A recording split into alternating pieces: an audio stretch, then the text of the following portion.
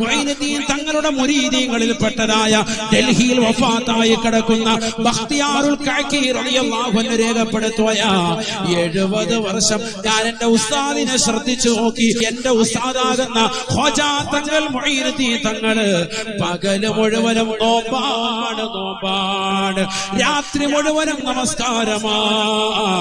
ഇശാഇനടുത്ത വുദൂ കൊണ്ട് സുബഹി നമസ്കരിക്കുന്ന മഹാനാണ്. എല്ലാ ദിവസവും വിശുദ്ധമായ ഖുർആൻ 2 പ്രാവശ്യം ഖത്മ തീർക്കുന്ന മഹാനാണ് എന്റെ ഉസ്താദ് എന്ന് ബഹുമാനപ്പെട്ട ബഖ്തിയാറുൽ കഅക്കി റളിയല്ലാഹു അൻഹു ലോകരോട് വിളിച്ചു പറഞ്ഞുവെങ്കിൽ 70 വർഷത്തോളം പകല് മുഴുവനും നോമ്പ് പിടിച്ചവരെ നമ്മുടെ ജീവിതത്തിൽ നമ്മൾ കണ്ടിട്ടുണ്ടോ?